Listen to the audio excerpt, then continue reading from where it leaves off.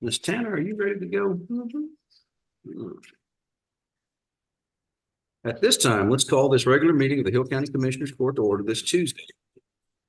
Let's call this regular meeting of the Hill County Commissioners Court to order this Tuesday, April 9th, 2024.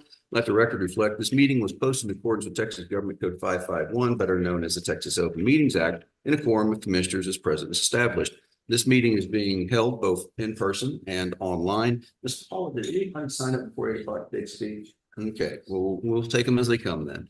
In which case, at this time, before any undertaking, if we can invoke the blessing of the Almighty, brother, can you help us?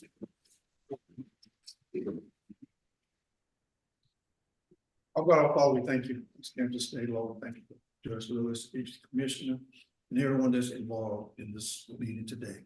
Lord, we ask that they seek you for wisdom and guidance, that they can run this county the way that you have done. In Christ Jesus' name, we pray. Amen. Amen. Thank you so much, Pastor. If you follow me to pledge the American and the Texas flag. I pledge allegiance to the flag of the United States of America and to the republic for which it stands, one nation, under God, indivisible, with liberty and justice for all. On the Texas flag, I pledge allegiance to thee, Texas, one state, under God, one indivisible. Oh, thank you everybody for being here today. I see we all survived the solar eclipse once in a lifetime. I understand if you didn't get to see it, you can come back in 2134 for the next round. So there's that. We have great things to report. So the weather was just beautiful, opened up for us at the last moment. Weather service forecast was actually kind of spot on that. So it's great to go with those guys. We had a lot of people that didn't wait around for that though and moved on to greener pastures. I think some of the weather forecast kept some of the folks out, but thanks to law enforcement in this community, Hillsborough PD, Sheriff's Department, constables, they were out in force. We did have a couple of wrecks, no fatalities, no major criminal violent crimes. I mean, just a good time. And if you guys didn't make it to downtown Hillsborough the last 2 days, 3 days and see what was going on around this square, you missed out. It was a lot of fun. They set up everything from mini golf to Plinko to you name it, had families out here. It's what you want to see in our community. So really well done by everybody involved. And I'm appreciative. Commissioner, what's happening in your part of the world today? Well, last week we had an audit, a FEMA audit, and Tina came in and we spent the better part of the day with them checking off GPS coordinates on culverts that were planted under PW 393. Okay. And all of those were in place except for a couple that we chose not to put in. Okay. And that tour revealed some road damage that we need to take care of. Okay. That I wasn't aware of on some roads I hadn't been on. And we're going to address those. We're prepping 1414. Oh, yes, sir. Where we left off down to 67 for a chip seal. Good deal. So the temperature gets right and Larry and get our schedules kind of coordinated. And then we've got some funds that were put on deposit with the court several sessions ago to chip seal from 934 about a mile and a half north on 1414. Okay. Good deal. We're got our hands full. We're behind because of the rain. We've got some major work ahead of us on all the roads as everybody does. We're swimming as fast as we can. Well, just keep swimming. They'll catch you.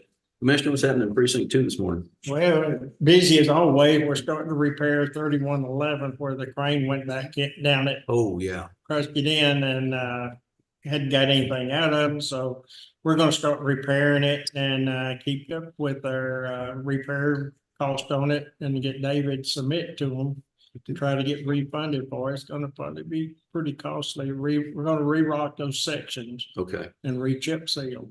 And then Friday afternoon, about 4:30, I got a call on 1256 that the bridge had caved in. Come find out it was a bridge that Yoder built back in 08.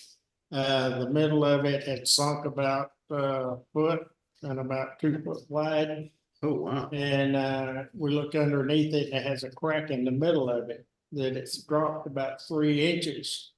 And so we put 10 bags of asphalt in it Friday afternoon, packed it in, and kind of foreman went back Saturday morning, put 6 more bags in it.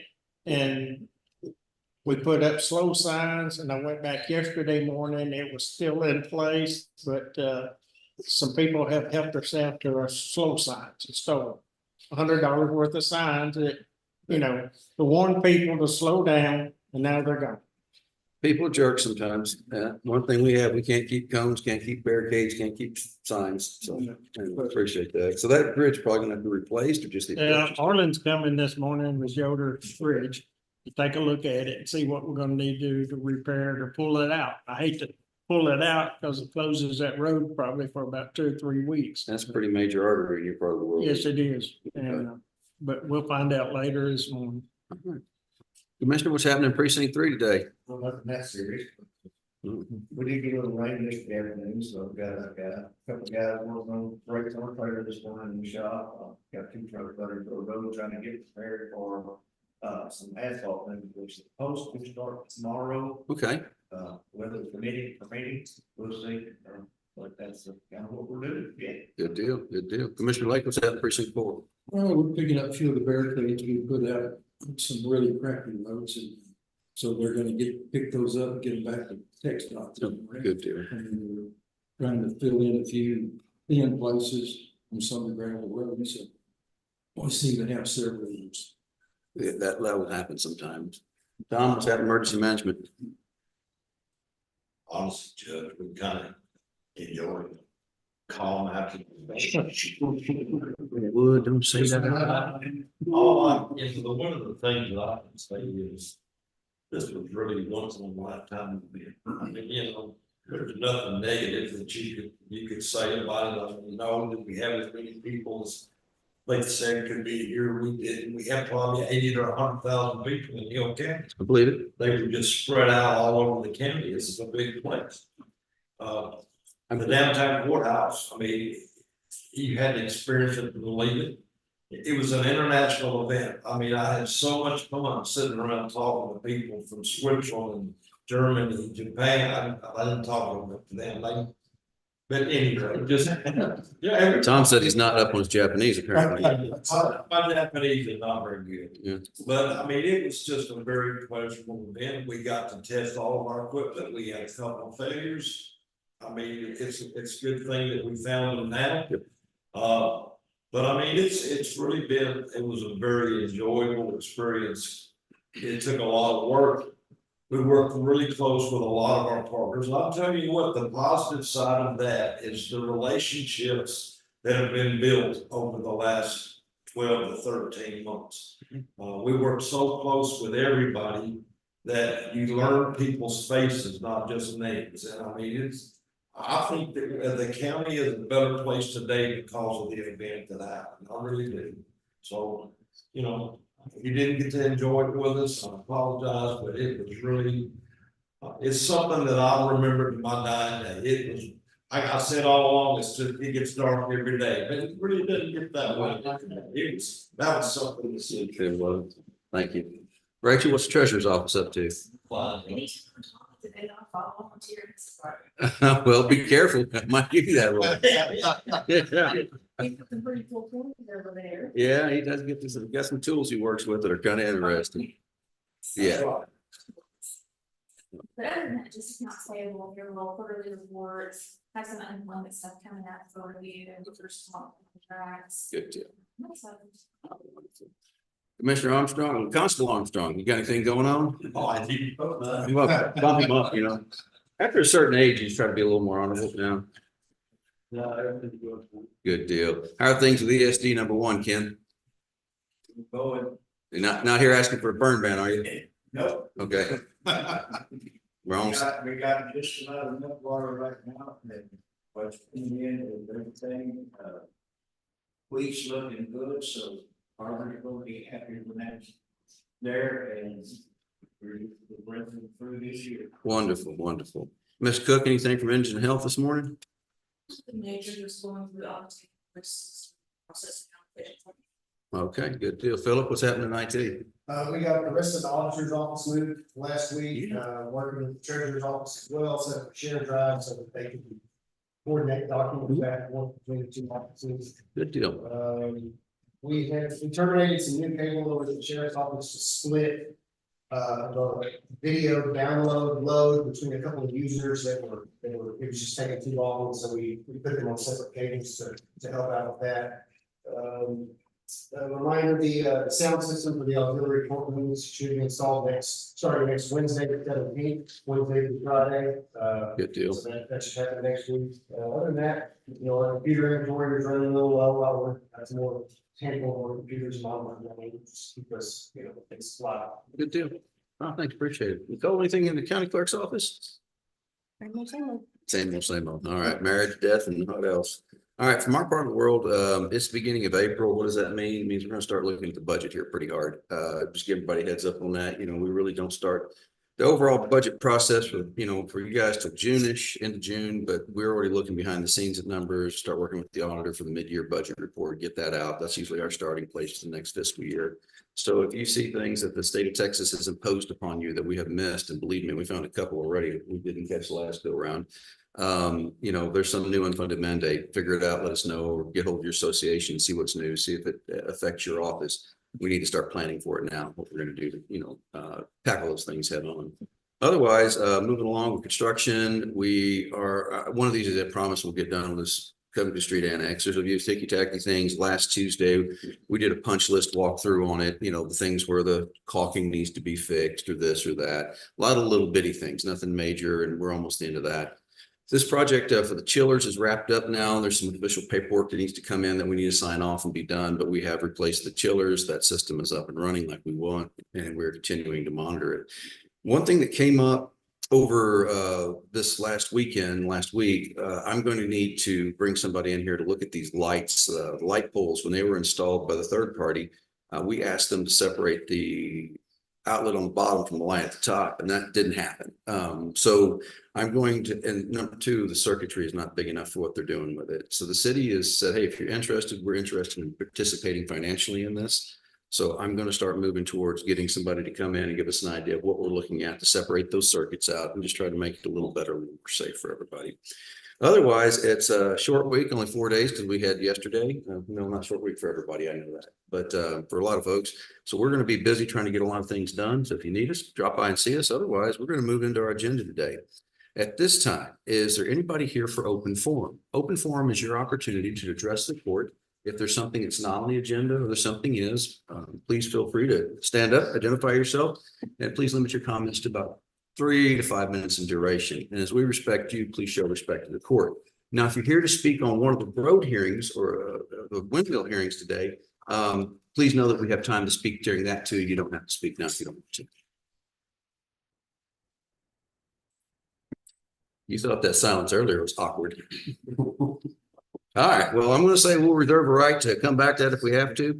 So at this time, we're going to take on the consent agenda. The consent agenda today is action on minutes, action on invoices, action on payroll, the monthly report on that revenue and disbursement, and the record of elected officials training. You would received emails last week from the treasurer's office for the majority of this. If you have any questions, let me know. Otherwise, I'll entertain a motion to approve.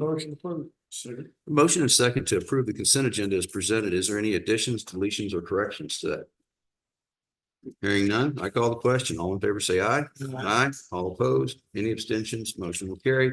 I'm going to pass around this as the certified closed session agenda. That's part of the minutes that's on here.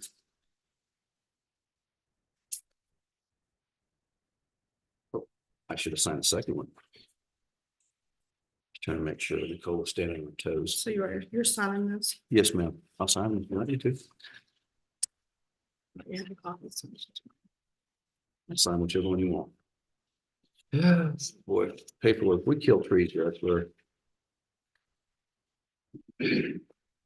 Bear with us just a second. We start the signing around and way. Everybody do pay strict attention to what we're doing. Said no, it's not thinking of it. Ooh, okay, down to that one. We're moving on to court orders at this time. And the first order of business today is hold a public hearing on Hill County's intent to enter into tax abatement agreement with Hubbard Wind 2 LLC relating to a wind energy generation, storage, and transmission equipment.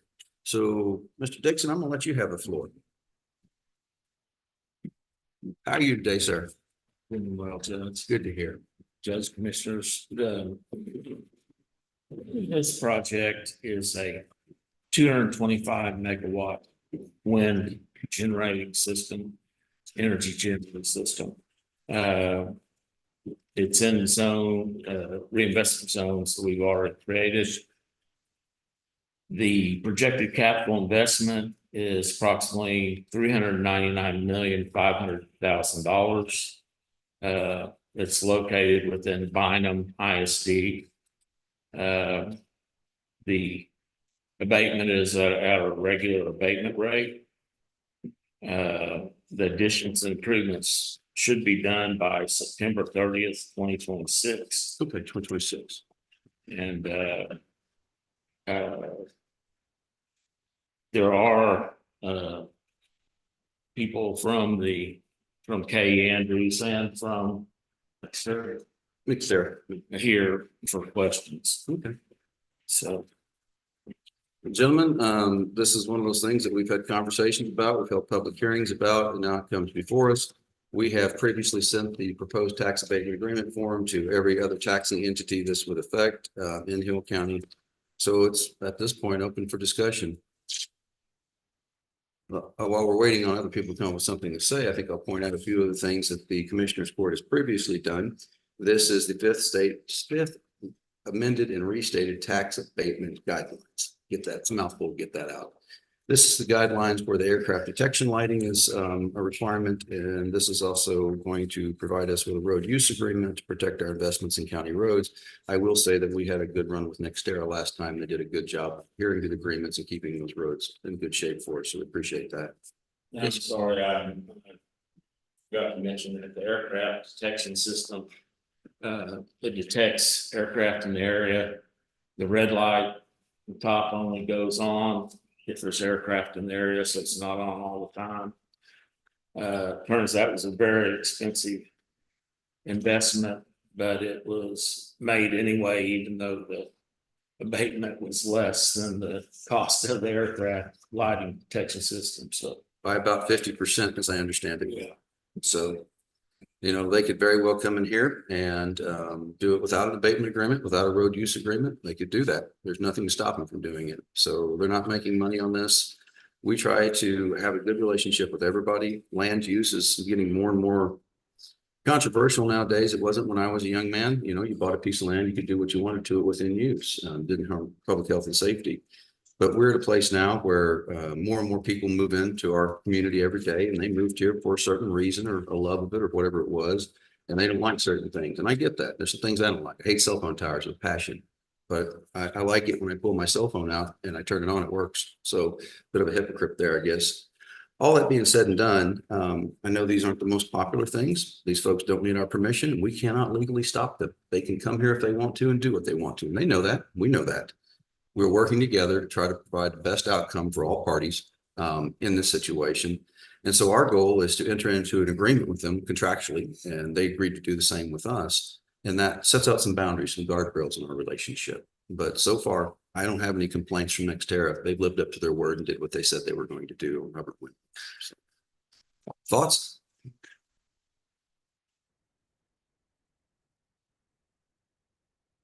No, in which case I'll make a motion that we approve a tax abatement. Did you ask for anybody from? I did not. You're right. Is there anybody here in the audience that would like to speak to this?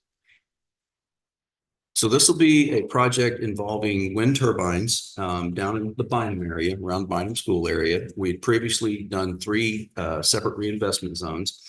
Reinvestment zone is where we're allowed to do these kind of projects. We want those footprints to be as small as possible. So that's the reason it's 3 separate zones and not one contiguous zone. I'm gonna give myself in trouble. So. The amount of tax abatement available. 25%. Yes, or 25% over a 10-year period. That's going to amount, well, I don't have a math in front of me, but it's not a cheap amount of money by any means. But as we heard, the aircraft detection lighting that they've agreed to do actually costs them more than they're getting abated from us. So, yeah. Anybody else for a public hearing? I'm not trying to drag this out of y'all, I promise. I'm just trying to make sure that we're open and transparent, and we've attempted to hold the hearing to the best of our ability. Anybody online here for this? I didn't see a lot of head nods or anything, so. If there's any questions, we're happy to address them as well, from the floor or from the public. Exactly. Okay, is there anybody else for the public hearing going once, going twice? All right, I'm gonna make a motion that we close the public hearing at this time. Is there a second? Motion is second to close a public hearing on Hill County's intent to enter into a tax abatement agreement with Hubbard Wind Two LLC relating to a wind energy generation, storage, and transmission equipment. Is there any further discussion on closing this hearing? If not, I'll call the question. All in favor, say aye. Aye. All opposed, same sign. Any abstentions, the motion will carry unanimously. So that then brings us to number 2, which is discuss and possible action, discussion and possible action. Tell you what, let's get a little bit more of this lubricant here. Coffee, that's what you need, more coffee. So number 2 is discussion and possible action on approval of tax abatement agreement between Hill County, Texas and Hubbard Wind 2 LLC. So gentlemen, you have in front of you a document that is the proposed form of the tax abatement agreement. What are your thoughts? Hey, how are you today? Good to see you. So if you'll see through this DART agreement, I'm not going to go line by line because no one got time for that all day. But we have previously, I should say, you see the first page is a bunch of whereas statements, findings this court makes, and therefore consideration of the recital set forth and mutual obligations and promises set forth.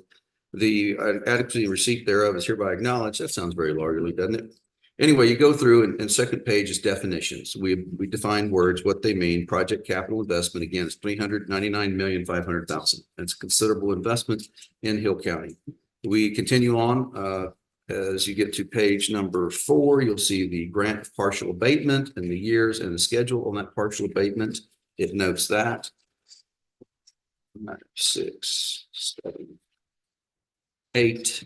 On page 8, you'll see that where the notices, the intended parties, who to contact with both parties. And page 9 goes further with different clauses such as force majeure, negotiation cost, repair, road repair and usage, which is attached here as Exhibit C, and we're going to get to that in a minute.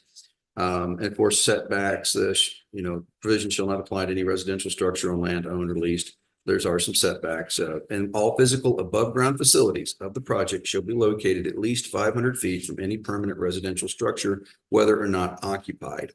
If the affected landowner agrees to relaxation or waiver of the setback requirement, the setback requirement will be modified or waived as to that landowner's property. However, if the agreement with the landowner puts the project less than 500 feet from another non-leasing landowner's residential structure, the natural barrier should be installed as to that structure. So that gives some setbacks in here that we believe can go on. Number 17, aircraft detection lighting. Wind turbines must be equipped with an aircraft detection lighting system, which only operates the lights when an aircraft is in the area. Talks about decommissioning. Once the project operations are abandoned, the owner must decommission the project in accordance with state law. So that is contractual. I know we get asked all the time, what happens after these things? Well, you guys better get them windmills up quick. We're gonna have trouble here. We often get asked what's going to happen. Well, it's private property. The county's not involved in it, but we simply ask for assurances now that it is going to be resolved, remediated. So talking about sales tax, and we go on and you'll see page number 12 is a signature. Then you come to Exhibit A, and this is the description of the premises. These names are all the folks that leased their property to these folks at NextEra to do this. So quite a few folks in the county, they're on board with this, obviously. So let me ask a question about. Yes, sir. Are those people that have actually leased or people that are within the areas that you got outlined? Both. I'll answer that. Yeah, so both. So you're required to make the zones contiguous. Now, at the request of the court, we eliminated a lot of the area to create much smaller shrunken zones. But even those smaller zones have to be contiguous. So like RZ 1A has to be contiguous boundary, RZ 1B has to be contiguous boundary. So in some cases, there are people that will not have infrastructure placed on their land, whether that be, collection cables or turbines that have been included in the zone. It doesn't change their property, it doesn't change the valuation of property, it doesn't do anything to their property. It simply allows us to connect point A to point B in order to make it contiguous. But they're still subject to it because they're within the area. So a non-leasing party, well, I'm a non-leasing party. I have a farm inside one of the 3 contiguous areas, but I'm not leasing from you, not putting anything on me. That designation of reinvestment zone, what effect does it have on my property? It is an imaginary boundary piece of paper, it does nothing to your property. Gotcha. Are there We can't prove county it's roads here. involved? Yeah, Bush County Road, yes, sir. They got the hundred, they got their bought, 100,000, the escrow and all that. So where we're going, let's go back to that road use agreement here in a minute. Sorry, you got jumping ahead of me here. Nobody want to ask any questions. Now everybody's got their Inspector Gadget. Okay. So you can see where these properties are. You look at the back of A, forgive me, you're going to see these legends where these contiguous zones are. And this is Stetson Renewables Holding LLC. You go to Exhibit B and it defines the current scope of the project. Operation, maintenance, substation, transmission line, inverters, transformers, foundation, roadways, access to turbines, paving, fencing, turbines, meteorological towers, which I didn't understand what that was. I do know now. Ancillary equipment, interconnection facilities, AC and DC collection wires, cables, equipment, and SCADA equipment. So Exhibit C is the resolution order between approving a road use agreement between Hill County and Hubbard Wind LLC. And this is the normal form of our road use agreement. What it will do is line out what their pre-construction survey must look like, what needs to happen, agreement to what those roads will look like with the commissioner. And then, of course, the post-construction survey as well, that makes sure that everything was what we said it would be when we were done. That may, and I don't know all the roads in this one by any means, it may include some upgrade to a couple of roads. Am I mistaken that one of the bridges was going to have something done to it? No, that's a different thing. Okay. Okay. So if you can go through that, this is again, financial assurance. So to get to your question, Commissioner, under Section J, to more fully implement the terms of Section 2 of this agreement, Hubbard Wind 2 LLC agrees to, at its sole election, prior to the commencement of significant construction activities, either establish a fund in amount equal to $100,000 to be placed in escrow of the county treasurer, or two, of Hill County, Texas, or two, provide the county with a letter of credit in the amount of $100,000 issued by a financial institution selected by Hubbard Wind 2 LLC and approved by the county. Does that answer? Yeah. And I would add, on Hubbard 1, there was an open records request for the pre-construction and Yes. post-construction surveys. I was amazed at how fast NextEra was able to turn that around. I was too. Pretty snazzy document. It's a map of the entire project. You flip a road and you get a video before and after driving in slow motion in full 1080p. So that's the first time I've been involved of one that actually made a point where someone requested that documentation. So it's helpful to me as a consultant to see that at fingertips. So they do what they said they were going to do. Stuff. Agreed. The one bridge you're talking about, Stamford Road, they've been underwater for years. Okay, so this is that project. Yeah. No, okay, forgive me. I thought I had that right. Is there a bridge that we have to deal with then? Is that in precinct? Told y'all in the. Oh, it's in his. Okay. Yeah, so part of the development, we're looking at quick infrastructure. So once we figure out exactly where, all equipment, we'll do a quick infrastructure study and figure out where certain areas need to be supported and such. But we're still in the early stages, we don't have it yet, but that's part of the process. Yeah, basically, remember, this agreement outlines the process, the best way to say it, just parodying what he just said. Outlines the process. There's still a point where the commissioner and the company will have to get together and say, this is the road you're going to use. This will be the requirements. I think last time there were some corners that had to be widened because of the length of some of the materials going in there. So there will be some work to those roads. Supposedly they fixed that dam, but the water's about that much below the top of the bridge now. After they fixed it, so it's. I don't know that that's fixed. That's just my opinion. Sorry. Fixed. I wouldn't drive across it. Right. Okay, we're on the same page. Yeah. So we'll point that one out. And of course, that will be getting with both the commissioners in this because he has obviously the project in both of your precincts. And that takes us to the end of that document. You can see where the past and approved lines are. Exhibit A of the road use agreement is just again the depiction of the areas. You can see the Stetson Renewable Holdings. The second page, that's where it's located at inside of the county. And then exhibit B parcels that go along with the road use agreement. And my fingers will keep moving until they're done. And that defines the agreement, which we have usually gone through. Questions, gentlemen?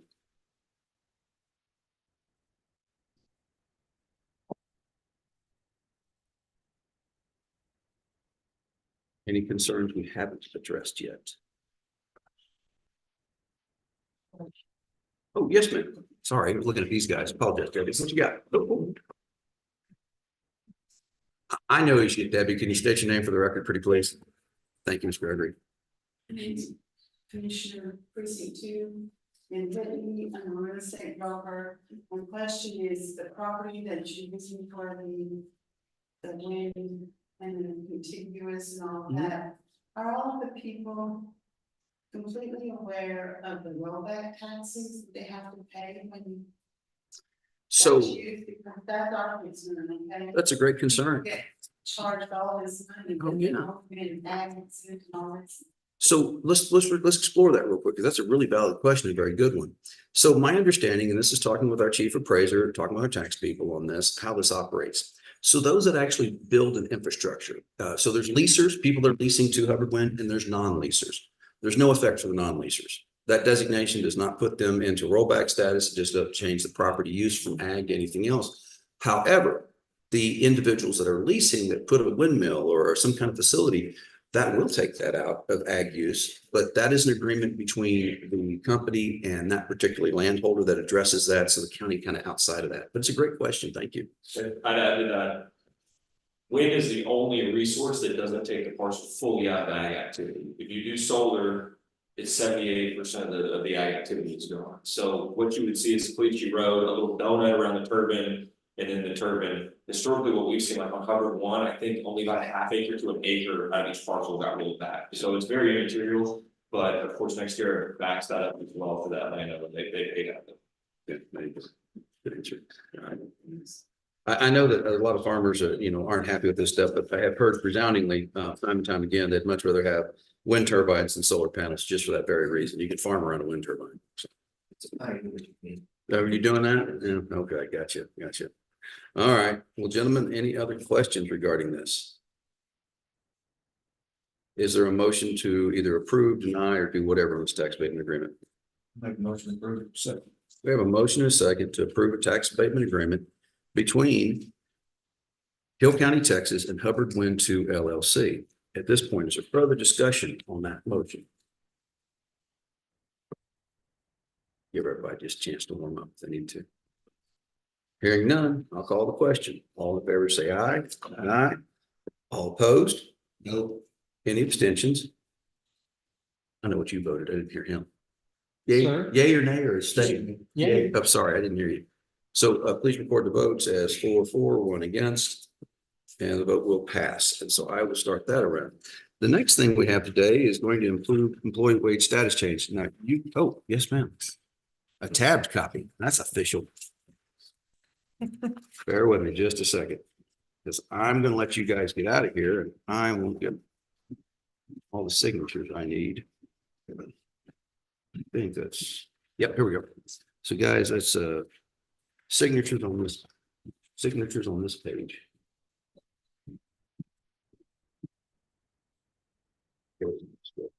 Signatures go that page. All right, moving along to employee approval wage status changes for this date. The first order of business of those people that have moved on to what they think are greener pastures. So Philip Robinson, Sheriff's Office, has moved on. George McCurley has moved on. McCurley was with us for a while, I think. And then Jack Repenning from Precinct 1 has retired. Well, congratulations to Jack on his retirement. And then his second retirement. May the 2nd. May the 2nd. Okay, May the 2nd is when he's going out. Wage status changes. Kathy Costeris, Sheriff's Office, is reclassified to bond clerk. Kateri. Okay, well, that microphone's working for somebody. Kateri Bagby at the Sheriff's Office, that is, you have to 3-year step raise, completed their FPO. Kai Brownlow, Road and Bridge 2, has been promoted to foreman. Congratulations, Kai. Rachel Grigsby at the Sheriff's Office, promotion to dispatcher 4, from dispatcher 4 to supervisor. That's wonderful. I got to meet her the other night. She's really a sharp cat. I liked her. She was at that meeting that we held over at the Annex of the Firefighters. Carly Allen is no longer booking officer. We have a Ronnie Williford, I believe. Precinct 1? Okay, good. Copy machine kind of changed up on me. That's just a change. Gotcha, reclassified. Terry Shaman in Precinct 1, Timothy Whitworth, and these are all reclassifying to the correct title. We had a title issue. Yes, and so Michaela Alvarado, County Attorney's Office, you know that the Senate Bill 22 money came in. We had already budgeted that, put that in the sheriff's office budget, but the prosecutors move outside of us. So theirs goes straight to them. We don't have any hand in it. You'll see us do an observer report, so it's of a public record. But the prosecutor's office are using that to supplement their employees, which they're allowed to do under SB 22. So Ms. Katie Cole as well, who has been our victim's assistant, and she's been quite good at it over the years. New hires that are coming aboard this day. Seth is going to join us in Road and Bridge too. Guys, appreciate it. We'll see you soon. Thank you. And then Frank Urbanowski, you brought Frank Urbanowski back, What time? reaching way back in the day. Okay. Yeah. Frank's a heck of an operator. So, all right, those are the employee wage status changes for this date, ladies and gentlemen. Motion and a second to approve. Is there any further discussion regarding these? Hearing none, I'll call the question. All in favor, say aye. Aye. All opposed? Any abstentions? Ayes have it, the noes know it. Number 4, discussion action on budget amendments. We got budget amendments, or is that going to pass till next time? Oh, I guess that's going to pass till next time. All right. We need to talk though. What's that? Oh, are they? Nope, they're here. Ouch. Ouch. I'm seeing, sorry, overlooked it. My bad. All right, so budget amendment number 1 is district attorney's office. That's budget corrections, and what we're looking at is subtracting. I don't want to read every last one of these because it's going to take a month of Sundays, but basically in their expenditures, they're moving some money around and then allocating more in their staff wages, Social Security, all their benefits lines too. Then we also have the precinct 4, moving some money out of moving out of maintenance and bridge infrastructure into capital outlay. Then you have the district clerk's office, part-time wages adjustment. So they moved money out of contingencies and then put that in the part-time wages. Wow, okay, I didn't know that. Okay, but that's what we're seeing.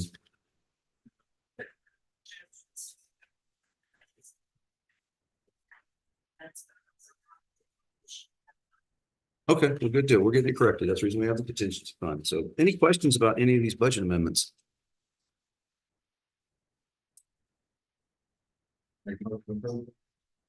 Second. Motion a second to approve the aforementioned budget amendments. Is there any changes, additions, deletions, or corrections to these budget amendments? I'm sure everybody's doing the math in their head right now. Hearing none, I'll call the question. All in favor, say aye. Aye. All opposed? Any abstentions? Motion carries unanimously. All right, I'm going to sign these and pass these around so we can all put our ink on it. Go, sir. Next, we're going to have discuss and approve a communication system agreement between Hill County and Day and Night Record Service. Again, we've opened up this 800 megahertz to those in first responder land. And quite frankly, as I've said many times before, I'm not aware of a single cell phone company that works in every single part of Hill County, but I know our radio system does now. And so that being said, some of the folks that we work hand in hand with is our records. So we're going to allow the same rules for them that we do for anybody else, the cities, the fire departments, and allow them to communicate more effectively with our first responders. So this is placed before us. We previously approved the form of this particular agreement, and now we're approving the agreement between Hill County and Day and Night Record. I'll make a motion. Second. Is there any discussion? Hearing none, all in favor say aye. Aye. All opposed? Any abstentions? Motion carries. And then next one is discussing an action on approval of State of Texas Cards Program. It's a city commercial card program. As you guys know, for a long time, we've been trying to push towards doing a purchasing card or something other than what we have, which is the old PO system. Todd is on. What's that? Todd is on our call. Oh, good deal. Hey, Todd, good to see you. So Hi, good to see you. Sorry I couldn't come. No worries. You want to preface this? Sure. I've been unfortunately having $500 million in activities for a year, and we do not meet that dollar mark. Nope. So we don't qualify for a lot of heat programs. I found Todd, who's the State of Texas Cards program in the city, and he will dive into the program when it comes to offer, how to come up with us, and how to do qualify for this. All right, Todd, tell us what you got. Well, I mean, we work with quite a few counties in the area. City currently has a state contract. We provide P card, one card, or travel card two entities throughout the state of Texas. You guys are basically to just kind of are in charge of the program. You guys monitor your own cards. You issue cards out as needed, whether they're in the county's name or in individuals' names. You guys decide where they can be used, and how they're used. We don't kind of go into any of that for you guys. We just kind of provide you the card and the programming to monitor and reconcile your program. We do provide you a rebate on all dollars spent that comes back to you all every 6 months as an ACH, and you can do whatever you want with that. Again, there's no restrictions on the program. And you can issue them out. We have people to issue them out by department. We have issued straight to individuals and individuals' names. You can have as many cards or as few cards as you like. Credit is based on a central bill, not on an individual card basis. So the county would have credit based on their past audits and that they're bringing in tax revenue. And basically you guys decide what you guys need and versus what you're going to spend. And we make sure you have enough so that you're not having any problems with credit declining or anything like that. I can answer questions. I kind of just give a little quick overview of it, but yeah. Is that a fee based or commission based? There is no fee to be a member of the program. The only caveat is you need to be a Smart Buy member with the state of Texas to use the state of Texas overall contract with the state.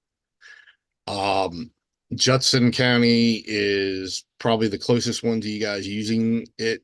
Maybe, I think. Bosque County uses. Bosque, yeah, sorry, Bosque. And then there's we have other ones in the area, a lot of school districts in the area. Outside of that, state entities, most of the state, every single agency in the state, all 43 universities in the state.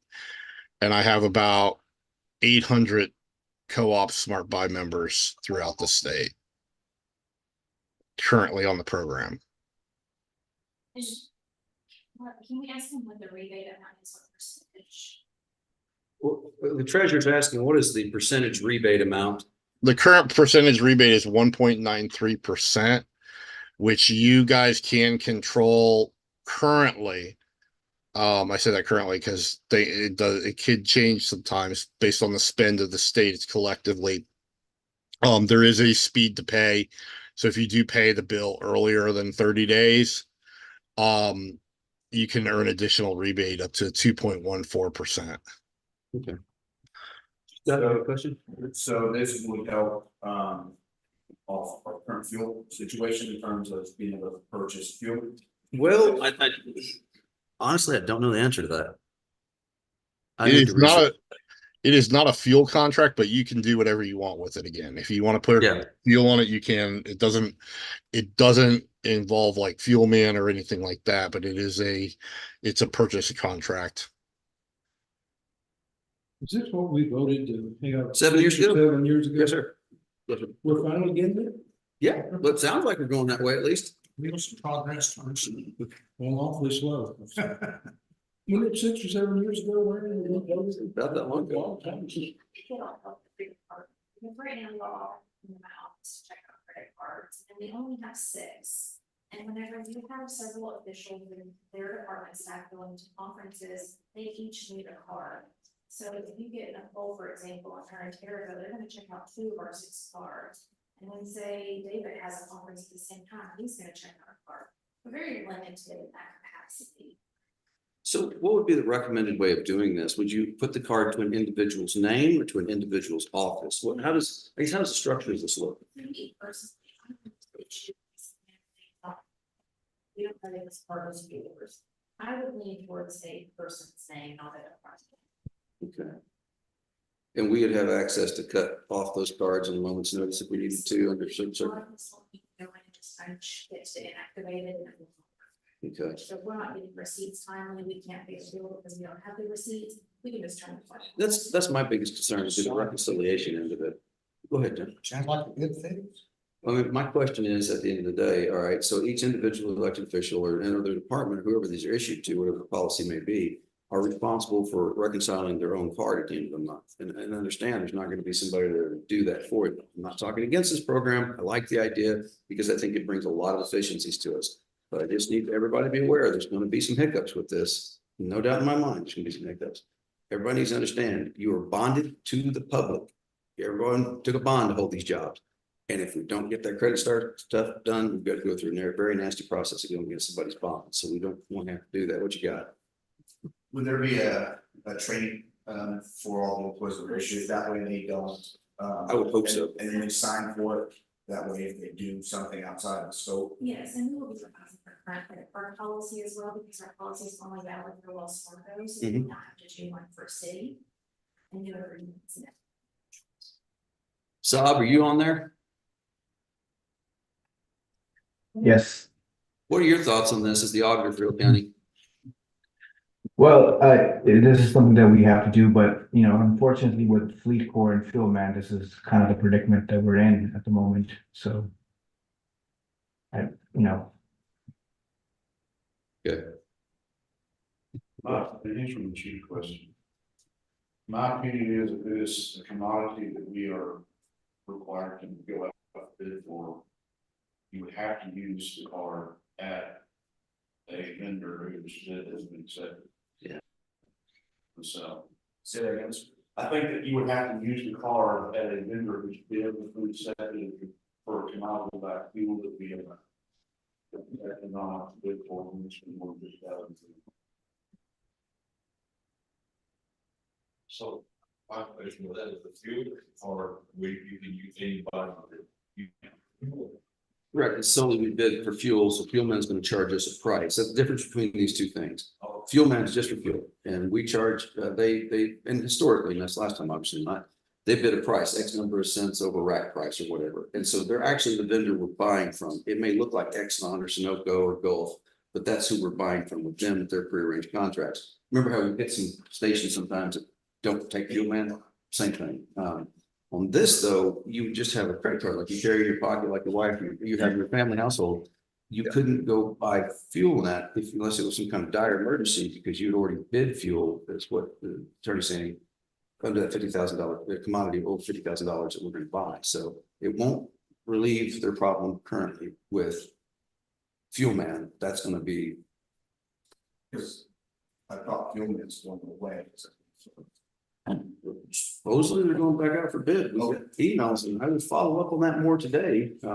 But I'm not understanding that whole scenario why they didn't bid because I saw the emails originally sent to them. I think it went to them. So. And Judge, also Wells Fargo, the business elite that we currently have, business card. Oh, yeah. They are transitioning and phasing out that program. We no longer follow up with the other program yourself. So in the interim, if we don't find a replacement credit card that we can use, everyone will have to be very diligent on turning in the request checks for hotels. Yeah. We just want to walk through all of it. Wells Fargo, you know, they're trying to get. I know they told us last year that was coming, but you're right. I've never heard a time. I think the credit card program is a good idea. I just want everybody to know that it comes with, some serious responsibilities here. And it's one of the ways you can get yourself and your office in trouble real quick if it's not taken care of. I believe all you guys are responsible individuals that will, but at the same time, just felt like I need to caveat that. So, anything further on this subject? Do we have an agreement, a written agreement? Just a friendly discussion to talk and introduce the program to our court. Okay.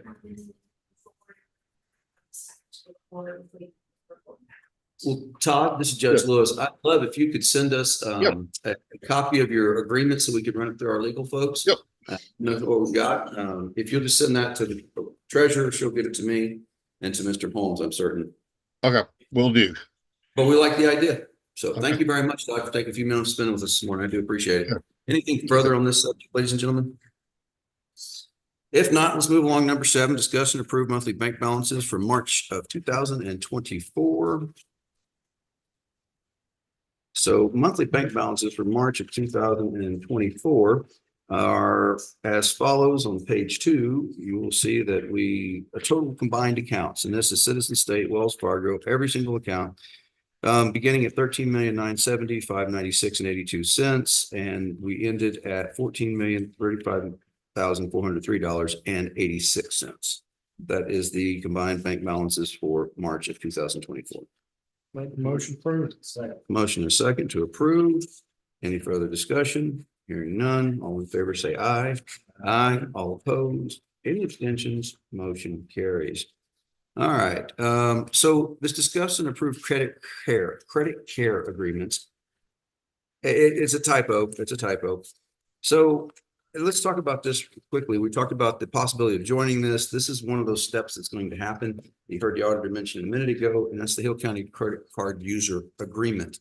So anybody that's going to be issued one of these cards, we would imagine they would sign an agreement, either this agreement or something similar or close to it, after we have everybody look through it. But we really want to get it in front of you guys so that you can start looking at it and giving some input. Oh, is this just for Wells Fargo? I misunderstood. The old one was 96.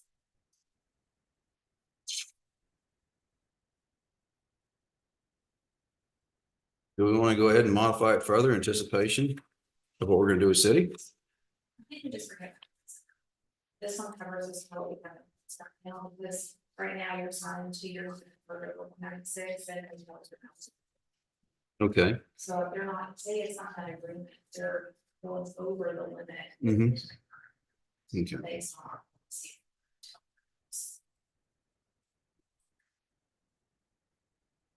Thoughts, guys? They're gonna make you sign another one. That's what she said. You gotta sign a new one. That's what it was, one. Yeah, I misunderstood what I was looking at. Yeah, I'm not interested. you don't do. Yeah, I don't use it either, but that's neither here nor there for me, I guess. Why I'm saying that is there's plenty of county employees that do use it. And so the deal is, do we need to adjust the form under number 9 to go from 196 to 214 to show that we have approved that higher amount? The original form that these folks signed off on said 196. Does it? When is that program? I mean, my 10 cents. Why are we putting a number in here? Why don't we just say something? I understand that lodging for conferences will be paid at the host hotel or equivalent hotel, not to exceed an amount set by the commissioner's court. Anything above that will be paid by me. That way we don't have to come back and do this. Yeah. Good deal. Is that this just saves us some time and trouble? We'll officially set an order of the commissioner's court to say, hey, this is the rate. So they'll have that, but we won't have to go back and amend this every time. Make a motion to approve the credit card agreement with my amendment. Second. Okay, motion in a second. Any further discussion? Hearing none, I call the question. All in favor, say aye. Aye. All opposed, motion carries. Number 9, discuss and approve overtime wages. Guys, it's this time of year where we need to start talking about overtime wages. We got some folks that we need to sit down with and make some budget amendments. The fact of the matter is, we said this is our first go. We've eased our way into it. There's a couple of places that are concerns for me at the moment. I'm going to approach those office holders individually and have those conversations. But there will be a few budget amendments coming up. At this point, how are you guys feeling about our experiment with overtime? Working out okay. It's gonna happen, but we got no choice. Okay. So everybody's still committed to this track. I'm glad to see that. All right, good deal. Again, it was an experiment for us to try to boost employee morale and employee retention. I think it's working. There's a few little hiccups. We're not outside the overall numbers yet, but we need to start addressing some things. So we'll get together with those folks and get those issues addressed. Well, I'll be honest with you, one of them's mine. My indigent healthcare is over. We didn't budget anything for overtime. The reason to have overtime is because, as you know, it's been our practice for many years that during elections, we send the indigent health folks over there to help with elections. That's an extra body. Can't justify having that 4th person around all year long in elections. So that's the reason that money went over in that line, and I approved it at that time prior to doing it. So I will have to come back and ask for a budget amendment here. Bob McGregor, just real quick. Okay. Man, I didn't have enough coffee this morning. I've had some wild drinks here. All right. So we'll come back and approve overtime wages. And here's the other thing. I need to everybody know this. if you have to go overtime over your budget, come talk to us before you try to do that. Because really, we don't have the authority to pay it once it's already done. So we need to figure out how we're gonna deal with that ahead of time. So the allocated following, you got a packet in here and you'll see how we allocated out amount spent over budget so far. And there's quite a few that are a little bit over. Again, this is not an indictment of anybody's management. What this is we're learning something new and we're going through it. So some of these things are not really numbers that I would concern myself with at all, $9.01. And then some of them I'm like, okay, well, we need to have a talk about that. Because they've gone way over what we expected they would be. And we knew that we were taking a scientific wild guess. I won't use that word. A swag, if you will, when we did this. So we put money back in an overtime contingency. Well, we're still within where I want to be overall. I just think we can pay a little more attention going forward to cut some of this overtime down certain places. So what we'll need on this is if we approval of these overtime wages allocated to the worksheet, it's going to be necessary for budget amendments to be prepared by the auditor's office and processed before the next payroll is due. Because if we're saying that once we exhaust this line item, we no longer have the statutory authority to expend out of it, that's going to put us in a bind. Does that make sense to everybody? So what my game plan is to sit down with all parties concerned and try to figure out how those budget amendments are going to look with the county auditor, Mr. Rao as well, county treasurer, and see if we can't formulate those and come back before this court with those budget amendments next time. Thoughts, questions, concerns, general commentary. Coffee break. So, okay, well, I'm not going to ask for action at this point. It's more of a, I want to put this discussion in front of everybody. Again, we're coming up on budget time. It's not that far off, I promise. So just start paying attention to these things. And we'll be bringing back some overtime wage budget amendments in this next Commissioner's Court hearing later this month. At this time, we're going to start a series of public hearings for closures of certain roads, or proposed closures, I should say. The first one is a public hearing for the closure of Wharf Street between Pinto Ridge and Palomino Loop.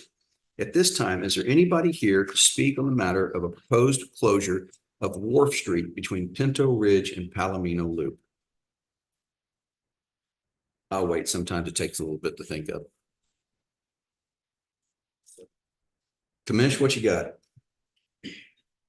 You have anything to say about that? Oh, I thought I said opposed. No. For or against, I could care less. Yeah, it's just speak. Talking about it, the situation. Yeah. No action. Thank you, Judge. Just take action.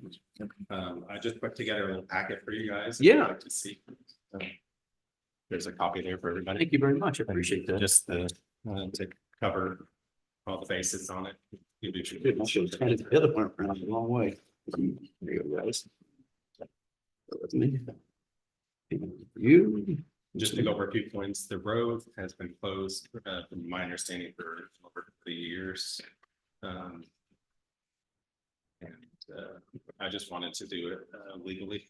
There you go. Because we had it cleaned up and technically opened up because it was all trees.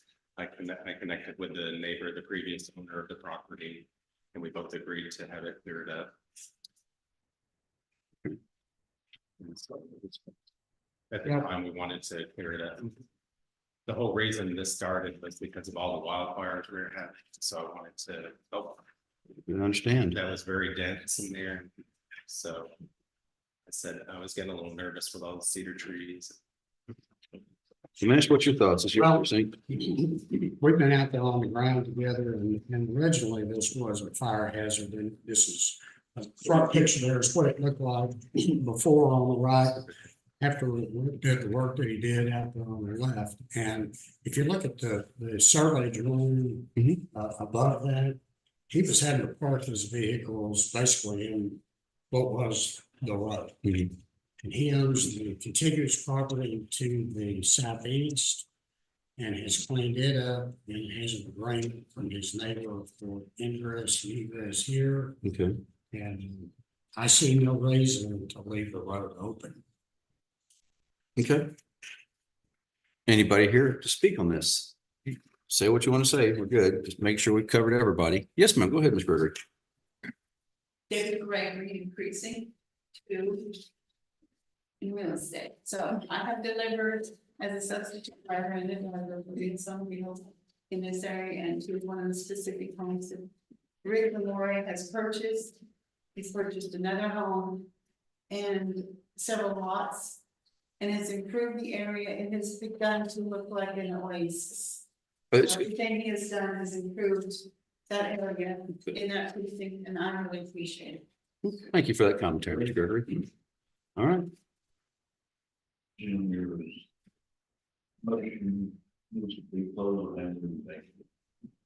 So.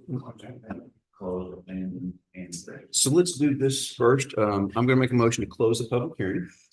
Motion to second to close public hearing. Is there anybody else to speak on a public hearing concerning closure of Wharf Street between Pinto Ridge and Palomino Loop? Now's your time to speak. If not, call the question. All in favor, say aye. Yeah. Aye. All opposed? Any abstentions? Motion carries. That brings us to number 12, which is discussing our action on closure of Wharf Street between Pinto Ridge and Palomino Loop. Make a motion to close, abandon, and vacate Wharf Street between Pinto Ridge and Palomino. Second. There's a motion and a second to close, abandon, and vacate a portion of Wharf Street between Pinto Ridge and Palomino Loop in the Hill County Precinct 1. Is there any further conversation regarding this motion? Hearing none, I will call the question. All in favor, say aye. Aye. All opposed? Any abstentions? The motion carries.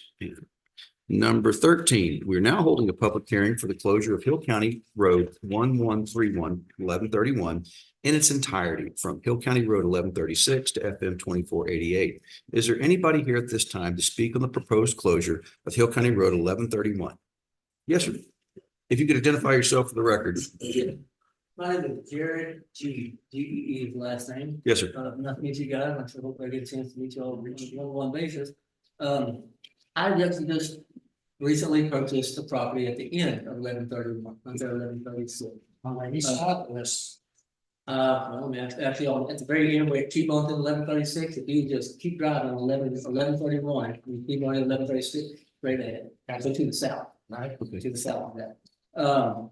I actually personally started asking, what is the primary reason the county wants to close that road? well, the road has never been maintained. It is all bedrock. It's a hazard to the community because of certain of the potholes. The road is being used primarily as a mud road. And at all hours of the night, the neighbors on the east side are getting phone calls to come pull people out of a mud hole that's about 4 feet deep and about 10 feet long and 5 feet wide. Enough to swallow a truck. And I got a call, it's been about a month ago, from a lady who was following her GPS, looking for her daughter's dog. And her daughter was has some issues, and she was trying to appease her, and they wound up making the turn, and there's 3 big holes. The third one is the biggest one, coming from the west to the east. And she dropped off in it, and the cab of the truck filled up with water, and it's that deep. I heard from that. And our daughter fell in the water, our son's computer was ruined. Tow truck can't even hardly get a vehicle out of it. And the people that live there on the corner have repeatedly called, they get calls at all hours to come and fish people out. And a year and a half ago, that owner, at his own expense, called a wrecker, came out, and his reward for that was being sued for damage to the vehicle that the wrecker did trying to get the car out of it. So it's a nuisance, it's a hazard to the public. There are other farmers and ranchers on the north side and the south side of that road who I've talked to, who do not oppose the closure, subject to putting gates, road closure gates with combination locks, so they can access their. Just to be clear, the county won't be putting any gates up. They're gonna do that. So So they can access their Joe Seeker's owns a place to the north. Okay. And then there's another owner to the south, and they both run cattle, and they've leased both places out for livestock. So I understand, I mean, it is a road in very disrepair, for sure. Now, I guess the next question is, does the county have any plans to improve the passage in either direction on 1136 through both floodplain areas? Because that is the only high road out of the floodplain back to 2488 and eventually 174. Does the county have any plans on improving the passage 1136 back to 24 or 174? Yes. Yes, what are those plans? Well, we've got one spot up there that's, there's four big culverts that are blown out. And we've got I haven't had a conversation with them yet. We're gonna have to put a bridge in there. The water flow is extremely high. Yes, you know what I'm talking about, on the way to 2488. On 2488. Now, the one that is closest to your property is the low water crossing. That would require probably a $500,000 bridge to build. And that would only be done in the event that we got some grant money. And at this time, we don't have any plans. What we do plan to do with that road is to put low water crossing gates at the top of both hills. To keep traffic, obviously, in a high water situation, and just for public safety. Okay, I just noticed, I mean, it is a very low water crossing. I don't know if anything larger culverts extend to, 95% of flood time. Because I mean, I've seen some pretty bad floods and 95% of them a few feet. Oh, well, as I understand it, and I wasn't the commissioner at the time, but 2018, I understand that got up to the top of the hill to the side. Oh, no, That's a I mean, probably 40% of the property I bought was completely underwater. That's 100 floodplain. We're still. Right. Well, now I guess the only reason I mean, I want to go ahead and continue getting you this information. I expected those to answer those two questions, but I just want to let you kind of have an idea of what I want to do with that property. And our property, we already, have plans drawn up and intend to put in an RV park. That road, and this is just kind of a little bit of information. I don't have all 4 or 5 of them. I'm sorry about that, but it's okay. That kind of explains what we want to do with the road and kind of some of the reasons I really think the county should probably keep the road. I mean, number one, you probably never get it back. I don't know what you're going to look at down the road. I mean, if you have to do that with eminent domain, if you have to buy it back, or what. There's at least 693 acres out of 5 tracts that would be affected by the closure of that road. I'm one of them. But the LLC that actually I partnered with that owned that property are one of them. The maintenance on right? No, Other side. no, I mean, I'm right when that road dead end. I'm on 1136, correct. And like I said, looking at that, that's why I asked about the other two, because I've got some information here, some little map that shows both passages back to any high ground. That orange right there is going to be that county road. It's 1.67 miles long only. Right. And both other properties are completely in the floodplain. Actually, that county road back to 2488 has got a significant stretch in the floodplain. To get back out, that road maintained, what I found on USDA website for the government is, if you consider that an ML4 road, not even ML3 right now, it's probably ML1. I mean, it's basically put in storage, it's not used. The actual maintenance for that road on the ML4 would be about $7,000 a mile, and that's 1.67 miles, so roughly about $12,000 a year. And I understand that's a significant amount of maintenance on that road if you'll ever have to on that. So I hesitate to take those numbers at face value, knowing that 4 years ago, our average cost to rock a mile of road was $26,000 in Hill County, and that's based off the numbers spent. So that's just maintenance on the road. Not, it wasn't to put the road back in. Yes, we probably did some significant cost in the county. Okay, just make sure we're on the same page. I want to get by the impression that we can maintain a mile of road for $7,000. I wish we could do that all day long. That's not the reality anymore. What they charge us for gravel is insane. So where is this road at we're talking about here, guys? I'm sorry, I'm not understanding this. On this one, can you show me, sir, where the road is? Yeah, so the road that y'all talking about closing. So this is 174. Yes, sir. And this little stretch of 1136 goes right across that low water crossing in the Mustang. Yes, sir. This is the T right here. 1131 travels back 1.67 miles to 2488. It's 2488, correct? Correct. And then this is 1136 continued on through the Gord Neck floodplain, several areas that is completely in the floodplain of the Gord Neck. And this is our piece of property right here. This is another tract. This is one more 145-acre tract, and both these tracts. Actually, I'm suspecting these are the guys that really want it closed for you guys, those two tracts, but they actually would be affected in the future if they could not get back, completely out. And this is actually off y'all's Hill County interactive map. And that shows the floodplain itself for the 100-year. And it's only a zone A map. It's not base elevation ever shot, but it is zone A for FEMA. How long is that road approximately? The one that's 6-7 miles, 1.67 feet? Okay. We're talking. And I mean, Those would be to I close guess this if you road. look at that, I just want to show you because Yeah. just for, Yeah, I go mean, ahead. for Hill County, but this is the plan. Y'all welcome to look at that. We've already spent several $1,000s on civil engineers starting designing the plans for the RV park. Our property right now is about, it's in ag, and we're planning on 100% Separate agenda item. putting cattle on it and using it. I mean, right now the county revenue is about $200 a year, in that property. And I understand non-exempt value of that property would be about $13,000 a year. And we're fully aware and willing to pay our taxes. And actually, that's only going to be on about 11 or 11.5 acres of what the property would be sectioned off for just for the park. We do have future plans for the rest of the park, and obviously we for the rest of the land, excuse me. Besides continuing to run animals on it, and like that's in there too, and I'll go ahead and send all that to you guys. Yes, sir, please. Okay, read it. That's And that's me and the other LLC members have all signed an agreement that 10% of the time for the rest of that property be used for either youth groups, Boy Scout, Girl Scout, any kind of pastoral retreat, for free. And that right now, that's 10%. My goal and my hope is to get the rest of the LLC members up to 25%. We've got to make money first. I mean, I gotta have money to give it away.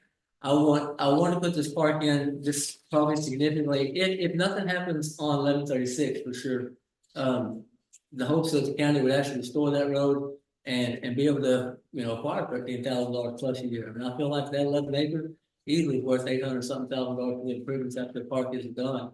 And then just general revenue to the county in general. 100-something people are using county assets and everything around that area, gas stations, etc. Would definitely benefit the county, but that's just where we stand. We'd love to see it open, or at least see another avenue across the Mustang. I mean, that one, 500,000, that sounds like a lot of money, but I wouldn't think, now with new box culvert technology and stuff like that, a really nice box culvert, I wouldn't think would cost near that with crane operation. I'm in a contracting business, and I do know, I'm an AC contractor, so I know what certain things cost and crane rentals and things like that. And I've actually got several friends that are in precast companies. Even if the low one was extended to 8 feet instead of, it has two 24 inch, not even 24 inch probably, culverts under it, and then concrete poured over top of it. And in a 5-inch rain, it's only over it for about a day and a half. For a 1.5 foot deep, I mean, almost passable in some instances. Sometimes it's not. And that is, the majority of the large rains, that probably happens 4 or 5 times a year. The one you're talking about at 17 or 18, one of the friends of mine actually is actually one of the partners of LLC, lives in an adjacent tract. And yeah, he said it was a lake out there. I mean, we're not going to stave off that, but I mean, I do think the park being accessible makes a big difference being 100% full, or us even doing it, or possibly struggling to keep it 60% full and not doing it, and just farming it like we're planning on doing it. We're going to get the park in, and we just don't get the revenue. I mean, y'all either or us, but it's just an offer I want to put out there for us and the county, and hopefully improvement. I mean, just general uses of the county's facilities. So. Well, that RV park will have to come before the black. We don't have authority over regulating RV parks. If they were to subdivide and sell individual parcels of land and put an RV on it, our subdivision rules would apply, but the state of Texas doesn't see fit. It would have a bunch of dirty West Texas cats in the list too. Yeah, I wish we had more regulatory authority on RV parks. I'm not gonna lie, don't like regulatory authority, but I wish we had it there. There's kind of some of them are great, some of them are wonderfully done, and then some of them are not wonderfully done.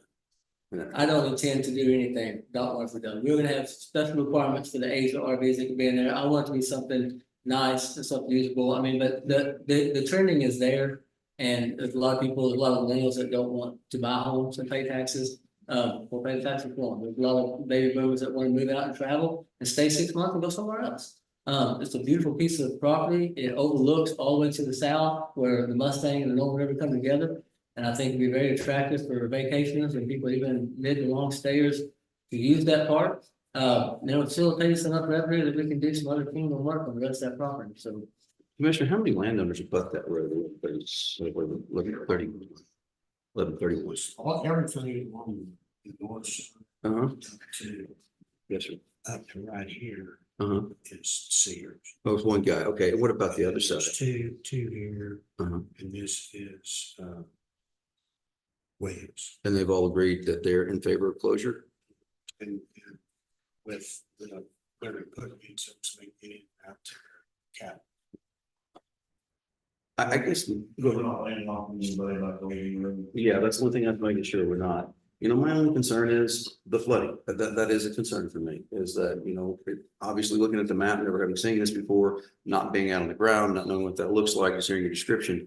If that is the one road that's not in floodplain, if something serious happened, how do we get out of there? It seems like that both sides of 1136, both sides of 1131, I should say, go down and have bridges or have a low water crossings of some sort. That's my only real concern here at this point is, you know, if we close that road, where does it leave those people? Does it strand anybody in a hard time? And that's just my comment. And granted, it is a bad road. My GPS took me down it one of the first times from 2488, and I got about quarter mile, down that mile and a half road, and I went, what am I doing? In a fairly new truck too. I mean, I'm talking about three branches. That's an old field road is what that is, yeah. Yeah. There's not any residences. Yeah, exactly. It's just what I call field road, one between two farm places, you know, either pasture Yeah. or cornfield. There's a few people that are landlocked, but they're not here. There's a track, Randy Donahoe, that I noticed back there that he's adjacent to two other tracks that he's got a property on both sides, but he has no continuous property to 2488 or. Where's this at? Can you show me on the map where that's at? Because Donahoe? Yeah, he's landlocked, but he's not here. It's actually Norman Donahue in care of Randy. Mhm. So these two tracks are owned by the same Clayton Meadows. Okay, And then you've got this track right here actually is part of the well, and Donahoe is right there. This track and this track. These two tracks right here. Huh? I've got to be. Yeah, and he wants to go. How does he access that property? Because they're gonna get private access to those gates, correct? Hmm. Okay. It does seem, yeah, I mean, I expected, hopefully, and actually I was quite sleepy when you hear, some of the work y'all done with the wind farm, and it seems like this is gonna be a better place to work than maybe one of the counties like, that helping, with all the residents and even landowners here in the county. I'm sure that probably would be appealing, and I know there's probably some issues with that road, no doubt, with people. I've actually met Mr. Stone, and I actually love what he's doing out there on the corner of 174. He knows some people that own part of that property right there on that road. He said, yeah, the people go down there drinking. I mean, I'm sure we can find about a dozen roads in Hill County. People go down there doing that on. I don't expect we'll close all those, but I understand y'all gonna make the most prudent decision.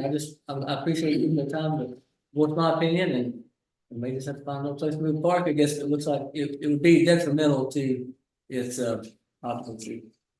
thank you for your conversation. I appreciate you coming and Thank you, guys. speaking for us. Mr. Hemrick, you had your hand up over there. It seems like a lot part of it is fun. Um, Even though we can't regulate all the people parks, they do have to comply with floodplain regulations, and we need to know the basic flood elevation. Every lot would have to be 2 foot above that. What's that gonna do to future flood? Oh, I have no clue. I've not looked at that hydrology, so I can't speak to that. This is the first time I've If seen you, it. if you like to see the survey on the edge of that park, on the top of that 50-acre tract, it's a 135-acre tract, there's a 50-acre and an 85-acre tract at the bottom. The top 50-acre tract is over 40 acres out of the floodplain, 676 elevations, the floodplain's down about 624 and 61, about 50 foot out of the floodplain. It's a huge hill. It's over the top of all that, right there where 1131 tees into 1136. It's one of the highest elevations around it. And like I said, most of that ridge, 1131 follows back to 2488. Okay. So when that flooded in 18. Uh-huh. I can believe it. Yeah. Yeah. Those are just channels. I believe you get a good flood like 15, 18, that would happen. Did that answer your question, Hon? Okay, cool. And of course, everything would all be happening past TCEQ, I mean, but our spray field, everything will be, we're gonna do everything fully permitted, and it's not gonna be. I got you. Don't worry, that's not part of the consideration today. That's just a topic. Sir, in the back, please state your name, identify yourself, and let us know what you got. My name is Tim Linus. Yes, sir. And I am the rancher that runs the Joe Seeger's place. Okay. So this road that we're talking about today crosses through there. I also own about 500 acres on 1136, just to the south of there. So a couple of things I'm going to dispute is that the gentleman talked about. The 1136 is how you get out of there when it is raining and it is flooding. There's no problem getting out to 2488 on 1136. Good. I've been out there I've owned that place, I guess, 7-8 years. My sister lives there full time. And that's definitely not an issue, not a reason not to close 1131. Now, 1131 has been nothing but a problem since we've been there. There is a homeless camp that people tend to stay in down there. The sheriff's department cannot traverse that road. There's a homeless camp down there. Yes. I've had my tractor stolen. They go up in there. The sheriff cannot get through there to pursue these people. They know they can go in there. We've got problems out there with people riding their four-wheelers, motorcycles, which I'm not opposed to that on county roads. We live in the country, but it is it's a problem when you're having your equipment stolen. Yep. And I have filed with the Hill County a couple of times. I've had a welder stolen. I had a tractor stolen, and it was found back in there. I found it back in there myself. The other thing that we have is, as far as the RV park, you do what you want to with your land, but you can't make the turn from 1136 onto 1131 with a tractor trailer. The corner is such a tight little turn there. I don't know what benefit that would be to this proposed project. The main problem though, and I'm gonna and I'll stop there, is the vagrancy, the dumping of trash. That whole road is cluttered. There is people drive back through there. They're just follow it around there if you can get through there, but you better take a four-wheel. I mean, a little ATV, because you're not driving through it with a pickup.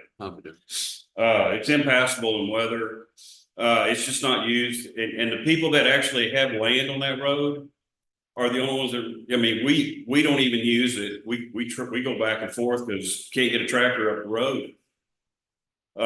So we come through. We come from the south end and go up through there. So just from the standpoint of owning the land or working the land on both sides of the road, it's not a benefit to anyone that I know that lives there. And I have talked to Donna on 14 or 2488. She is definitely in agreement of closing this. So people that live along there, have land along there, or use it, I haven't heard anybody talk against it. Okay. So I'm hoping you'll close the road. Appreciate your comments. Okay, Thank you. Anybody else to speak on a public hearing? Yes, sir. Come on up. Please identify yourself and give us your piece. I'm Kevin G. Yes, sir. I just have one question. Why, we're out there at 1136 and where they come together at the T, that's been maintained for about 50 yards back maybe. And it's wide enough, I've turned a big truck around in it. But my question is, why is the rest of the road not maintained? Why hasn't it been maintained? Farm road, and nobody's ever used it. Okay. Because it sounds to me like most of the problems they're talking about, if it was maintained, wouldn't be a problem. Yeah. Well, and unfortunately, clearly from the testimony today, it's not been maintained, and I can't go back and correct what other people have not done. But it's currently not maintained, but you believe that you could get a trailer around that corner at 30. Well, I could give them that, yeah, problem. And it runs straight into the property. Out of curiosity, I'm sorry, not to hush you or anything, just it's difficult to hear in the mirror, and you see I'm leaning forward because my hearing, too many years open cab tractors have not done me favors. That being said, where do you live? Do you live on the road that's proposed to be closed or No, near it? I live in Cleveland. In Cleveland, okay, okay. Yes. All right, good to. I live in Cleveland. But that was my main question, why hasn't it been maintained over the years? And, because if it was maintained, since it is the only thing that I see that's not in the floodplain. Yeah. That would be the best way in and out. For anybody in there, is if, say, if people start selling livestock in there for houses. And the problems I see, I didn't see the camp, I drove down it, it's a mess. I didn't see the camp in there, but I don't doubt that there is, because there's not much traffic on it. And to me, if it was cleaned up, made back into a double wide road, or whatever you call it, where you get down it, in 2 cars, most road problems would go away. That's just my opinion. Well, thank you for sharing your I comments. do think he's must say, he's here helping me kind of just, I guess, find any avenue that looks like it would be feasible for that road to be used, because that is an incorrect statement, we can't turn in there, because we put a small entrance into the front of our property, and actually to get a big trailer in there, to get tractor in there, and all stuff around there, we actually back up down 1131. It's that large, and I can make that turn with a 25-foot, 28-foot trailer to go forward into my property, but I mean, a little bit would go, we have a little small makeshift gate right there to 1131 will go right into it. And maintaining would definitely alleviate any of those issues that are existing on that property, on that road. Commissioner, what you have to say? Nobody lives on the road. That's what we understand. You know, it's hard for Hill County to maintain a road like that with our budgets as they are. You know, we've got 200 or 300 miles of other roads that need to be taken care of that the people live on. And that's the, main priority we try to do. I've got field roads too, but nobody lives on those roads, but we haven't spent money on trying to upgrade them because there's so many other roads to be taken care of. Gotcha. Yes, sir. One more time. I was just gonna add, the Cedars place, it's not a 2-lane road that goes through there, it's a lane. Yeah. There's only 30 feet between the pipe fences, and if you were to go in there and try to make a double road out of it, you'd have to buy Mr. Cedars out of all those pipe and redo that. Okay. There's a mile of pipe fence on both sides. Well, maybe 3/4 of a mile. I don't want to embellish. Yeah, gotcha. So it'd be a big project if you were trying to make a double road out. And it's definitely not a double road. Appreciate the commentary. Yes, ma'am, Mr. Parker. You're gonna have to speak up just here. I'm so sorry. I can't. Closing it and let it go to nature. Yeah. We're just closing it and let it go to nature. Well, hold on. Let's jump back to his hand to answer that question. Well, and that's another question about the gate. We have offered to pay for the gates. So We're gonna put gates at each end, at no cost to the county. correct me at any point I'm wrong about what I'm about to say. We don't maintain gates on county roads. Because if we were to close, abandon, and vacate that road, that's no longer our road. That's correct. And we would not. We be just putting fence gates. across. Yeah, we wouldn't be doing that. So just Matt, clear on that. if we're abandoning the road, why is an operable gate necessary when you fence it off? If you want to cultivate field, because some. It's not necessary, we can just fence it. Yeah, so, okay, guys, not for the sidebar, please, not for the sidebar, please. What I'm getting at is, we wouldn't have a say in that. It's the county, if the county vacates it, what the property owner does is what they do with it. We wouldn't have a say in that, so it's not worth considering here at this point in time. In my mind, as to what's going to happen on a hypothetical, if the court acts this way or this way regarding how the road's closed. That's the property owner's business, not ours. Commissioners, your thoughts? Do you need to hear more on this? We've heard from these 3 gentlemen. Is there anybody else here to speak regarding the proposed closure of, speak in a public hearing, of a proposed closure of Hill County Road 1131. Forgive me, I almost did that backwards. All right. Yes, sir. One last time, Mr. McGee. I guess the only thing I have is, if y'all listen to all the facts about closed road, if you do close the road, obviously the owners that want to close continue to farm that road are in 100% ag exemption. The county's tax revenue has no chance of going that road. If it doesn't, we will probably put a park in, and y'all be more than welcome to charge us $13,000 a year at the end of that county road. It's a very valuable, usable road. And so the county's talking about this for, it sounds like we have about a 50-50 split, but who knows the road that he doesn't, it's one of the property owners that are affected, and other ones that actually get advantage of the road closure. The county gets a nod unless it is road open over long term. That's just something I guess I like that. Thank you for your comments, sir. Appreciate it. Anything further for this? Do I hear a motion to close the public hearing? Motion is second, Commissioner Holcomb and Commissioner Hawkins, motion second. Close public hearing. Any further discussion on closing the public hearing? Hearing none, I call the question. All in favor say aye. Aye. All opposed? Any abstentions? That motion carries unanimously, so the public hearing is closed. Going on to number 15 then is discussing an action on closure of Hill County Road 1131 in its entirety from HCR 1136 to FM 2488. Thoughts? Well, they own property there, it's kind of hard to close that road, isn't it? No. Not if they're all in agreement to close it. Depends on if they have access otherwise. Yeah, that's what I'm looking at. That one, yeah, we don't have signatures from that one party. I don't see how we do this. You know, because that is going to landlock that one guy. He may be in agreement. I'm not calling him by a liar, but if I don't have something in writing to protect the county at a later date, I don't see how we do that. That's my concern. If everybody signed off and said on this road and hey, we're all in agreement, then we're in good shape. What are you looking at, Tom? What's pop us? Are we gonna die? No. Sometimes, that, I thought that was typical, sorry. That was not a knock at Hillsborough Power Grid, by the way, if anybody listening at home. Yeah, this is, I don't like it. Anyway, let's get off the subject. That's why we can't keep light bulbs in this place. Anyway, so that's my concern right now, is that one landlocked owner could come back and say, oh, you don't have anything writing, we do what we want to do, and it could overturn your apple cart. This happened to us several years ago. I think that's the one the guy pointed out. Yeah, right in this area. He is also.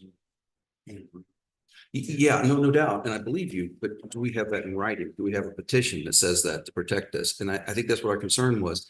We went down this road several years ago before you got here. We had some folks bring us the road that said, hey, we want this closed. Everybody was in agreement. Everybody spoke for it. Nobody spoke against it. We didn't have a written petition, and next thing you know, we're paying to move fence that got put in and all kinds of stuff because they did leave one party out. And that one party, we were represented to us that they agreed they closed it, but we didn't have that in writing. So when it came back, we had to foot the bill to repair and put things back the way they were, which I felt really stunk for the taxpayer. That's my concern about this, but that's just my consent. Your guys? I'll make a motion to close the road subject to getting that in writing.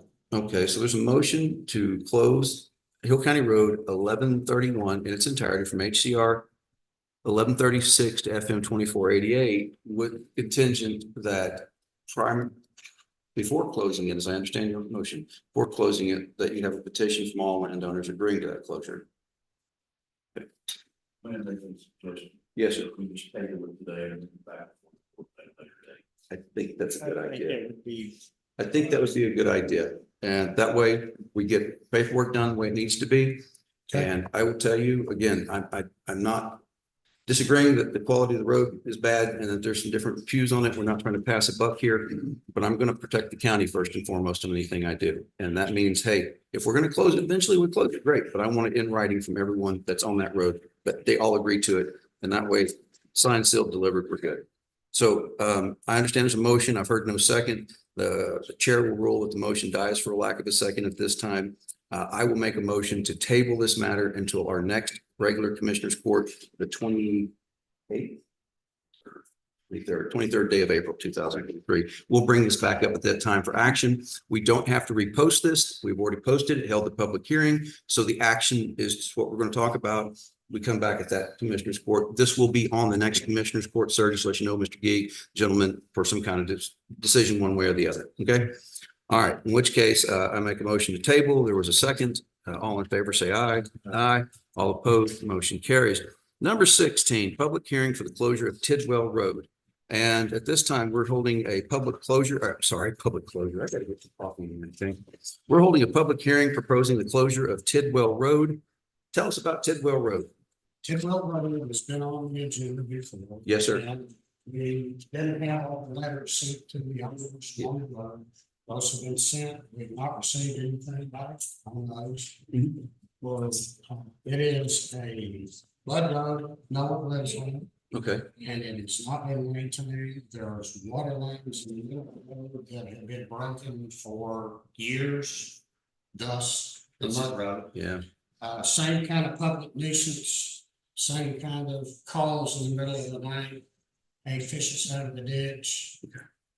Drug activity, just All the undesirable things. all the undesirable things on the road. It's overgrown. It would cost the county about $100,000 to lift it up to where it's passable. The owners along the road, again, did not receive any objections to it. And the owner on the corner, they took it upon themselves to let nature close it, fell in the tree. And the mutters got out there with a chainsaw and cut a hole, jumped it with a pickup truck, got stuck. Anyway. My understanding is never actually, it's on the map and it was never actually created as a road. No, Yes. it was never correct. There's no prescriptive easement here. This is an actual platted road and a previous subdivision that we never accepted for maintenance. Is there anybody here to speak on the closure of Tidwell Street today? Just curious about, what's to do on that property behind it. Second, To it. It's just a goat path, I know that. yeah, Just a mud hole goat path. Yeah. The property, the other side of it, where it runs back in there, they get access to all that, and so it. Is that all well owned by one individual or? Yeah, I'm not understanding what you're saying. Let's just try this again. I think that what the gentleman is saying, that he has a question regarding the ownership of lots that abut the road. Basically, have we talked to everybody on that road and they're all in agreement that, hey, we're gonna close this road and we're good? We see that papers. No. No objection. Okay. So, If it was never on the maintenance map, we have to go, what do you do? so that's a great question and I don't know the answer. Same thing, Scott. If it's not on the maintenance map, but it was never accepted as a county road? It was, I think that it was a creation of a platted subdivision. Okay. But the road was never actually installed. mhm. That's not uncommon in this county. At all. Previous subdivisions were problematic with that. So we've got quite a few that there's roads in existence. Yeah, but just don't. Out there, but I didn't, So what is our authority to abandon, vacate a road that was not in our road map? Well, this one, I believe, is in our maintenance map. It was one of those ones that got sucked in 08. I was under the understanding it wasn't in our roadmap, that's. No, this one is, isn't it? It's on the road. Yeah, this one. It's never been maintained. It's never actually, I understand. to my knowledge, okay, and I can only go back about 20 years here.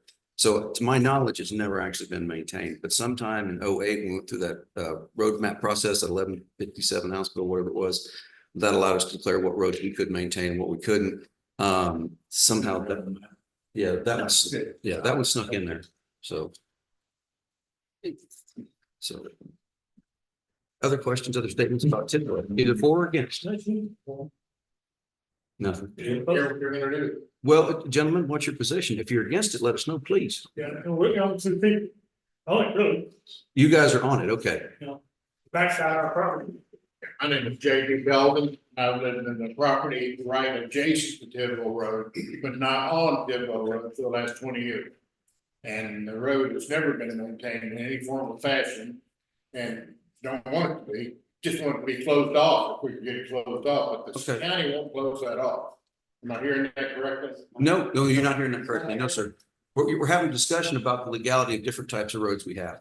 So without going on for drawing it on, there's a couple of different ways that we have a right to maintain a road on a piece of property. One is it's platted in a subdivision and the commissioner's court accepted that road into the county maintenance system for maintenance. So that would be our responsibility. The other way is what we do in the majority of our roads. It's an old legal doctrine called prescriptive easement. You guys own the land, we maintain a road, a right to maintain a road across it. This road, from my understanding, was never accepted at the time, but let's get the word never out of there. This road was not accepted for county maintenance at the time the subdivision was built. And my understanding is this road was never technically built. It may have graded off a path at one time, but that was it. Then in 2008, the county went through a process to say what we legally had a right to maintain and what we could not maintain. And somehow this road, Tidwell Street, wound up in that county, the county maintenance map at that time. So hypothetically, the county has the duty to maintain, But we've never done that on that road because I don't think everybody ever anticipated maintaining that road. I think really, in all honesty, including that road in the county road maintenance road map in 08 was an oversight. If I just be frank with you, I think it was an oversight by the commissioner then. So I'm not opposed to closing the road, and you two gentlemen are both in favor of closing the road? Yes, yes, we are. Good deal. All right, good deal. Thank you. They had it rush, everybody back there playing in the mud. Okay. Well, I'm So glad- the person inspection got the bottom of the walkthrough. At that little water crossing, it's standing probably a foot to the water right now, the culvert pipe laying inside it. You know, someday maybe they'll put the culvert in. Okay. Thanks, Dave. Yeah, no problem. Yes, sir.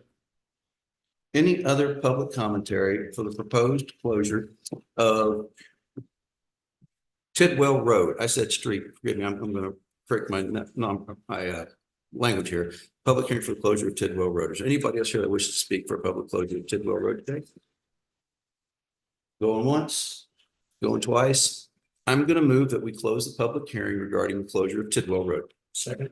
We have a motion and several seconds to move on in this conversation. So motion and second. Is there any further discussion? Hearing none. All in favor, say aye. Aye. All opposed, any abstentions? Motion carries. That leads us to number 18, which is discussion and or action on closure of Tidwell Road. Make a motion to close, abandon, and vacate Tidwell Road. We have a motion and a second to close, abandon, and vacate Tidwell Road in Hill County Precinct 1. Is there any further discussion amongst the commissioners? Hearing none, I call the question. All in favor, say aye. Aye. All opposed, any abstentions? The motion will carry unanimously. And this is something we should have said earlier, but going forward, I need to get a hand getting copies of these closure orders. I want to update our closure order so that I can put it in each one of your road maintenance maps and accurately reflect what we do and do not maintain. So, all right, thank you for that. Number 19 is observe and record the resolution for SB 22 funds for the Hill County Attorney's Office. You'll see on number 20, we'll do the same, but for the District Attorney's Office.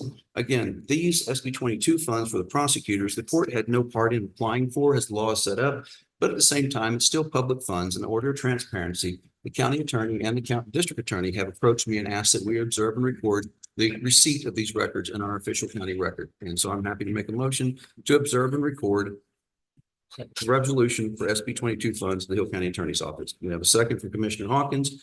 Is there any further discussion? Hearing none, all in favor, say aye. Aye. All opposed, any abstentions? Motion carries. Again, that takes us to 20, which is observe and record the resolution for SB 22 funds for Hill County District Attorney's Office. Make a motion to observe. Motion is second to observe and record the resolution for SB 22 funds for the Hill County District Attorney's Office. There being any further discussion? Hearing none. If you like it, say yes. Yep. If you don't like it, say no. If you're just ambivalent, say something. All right, motion carries unanimously.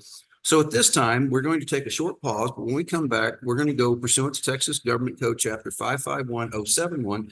Hill County Commissioners Court will convene an executive session for consultation with attorney about contemplated or expected litigation. Yes, yeah, by all means.